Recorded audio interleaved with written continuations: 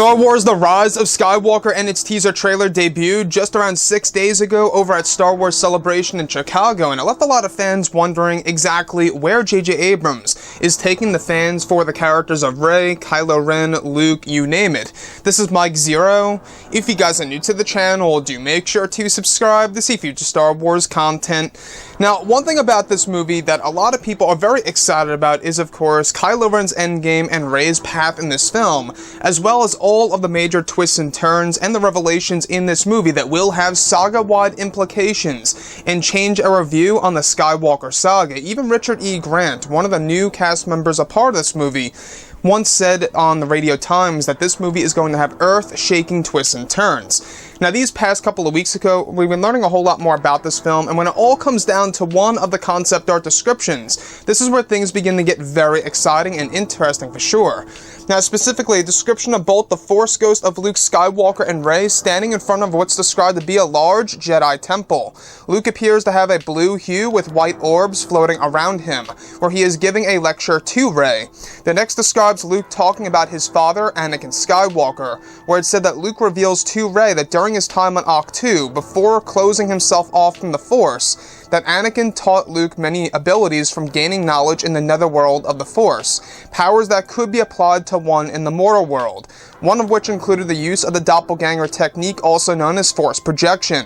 However, it's described that Anakin taught Luke multiple abilities that he eventually passes down to Rey in the third act of the film. It's said to be a moment in which Luke mentions his father for the first time in the sequel trilogy, and is said to be a heartwarming moment for fans. Additionally, and separate from this, within the second act, during Rey's mission to the Lost City, it said that Rey discovers an ancient artifact in the Jedi runes within the Land of Warriors, a relic that holds a connection to the beyond that was left there by Anakin Skywalker. It's said to be another piece to the puzzle of the evolving plot device in the movie. So I want to go over a couple of parts about all of this and as to why I am very intrigued about all of this. Now, one thing, of course, that a lot of people have been trying to figure out is exactly what is the netherworld of the Force in great detail. Now, we do know that J.J. Abrams is going to explore the netherworld, visually speaking. We're going to finally be able to see exactly what it looks like, and that definitely does match directly up with what Mark Hamill shot a couple of months ago over in January, where he was actually described to be standing on a large platform in front of both Kylo Ren and Rey, and a 360-degree green screen was used around him in order to emulate something to do with the netherworld of the Force by JJ. However, what's really intriguing to me about Anakin Skywalker is that during Luke Skywalker's time on Ahch-To, before he shut himself off from the Force itself, he learned multiple abilities from his own father while he was in the netherworld. So this tells us that Force ghosts in, of course, the netherworld of the Force are able to really train those in the mortal world, you know, giving them new abilities and stuff like that. I mean, we've seen a great example now of how powerful Force ghosts can really be in The Last Jedi, where Yoda uses and emulates, of course, the use of lightning in the real world over there. Now, what's really intriguing to me, though, is the description of Luke Skywalker's appearance. Yes, he's the traditional Force ghost, the blue hue. However, it's described that he has white orbs flying around him. Now, what are these orbs? Now, we've seen something like this in the Clone Wars with Yoda, these orbs that float through the sky or float through the air as Ezra Bridger is following it, or not Ezra Bridger, but another character. And Yoda, I gotta say, you know, it really does make one wonder, what are the white orbs when you're a Force ghost? So Anakin Skywalker passing down all of these abilities down to Luke, where Luke is now going to pass them all down to Rey, or at least some of them, could absolutely tie directly in to what we went over just a couple of days ago about one of the lightsaber duels within the third act of the movie, where both Kylo Ren and Rey are fighting at the same exact time in different places, hinting that Rey is actually using something to do with the Force Bond sequence where she's able to fight Kylo Ren from afar.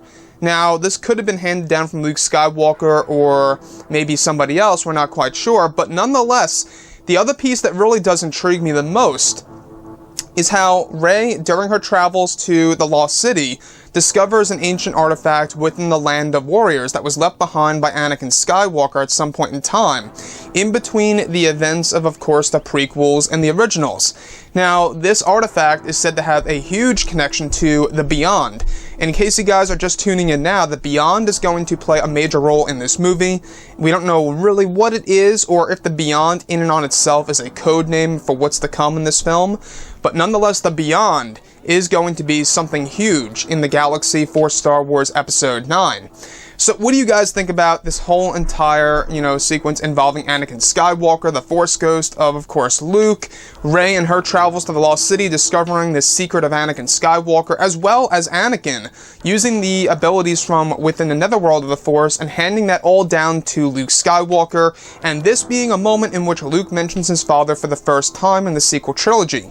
Anyways, guys, drop a comment below. Let me know what you think about all of this in the comments. And if you guys did enjoy the content for today, do make sure to drop a thumbs up on this video to support the channel. I thank you all so very much for the kind support, and I'll catch you guys next time.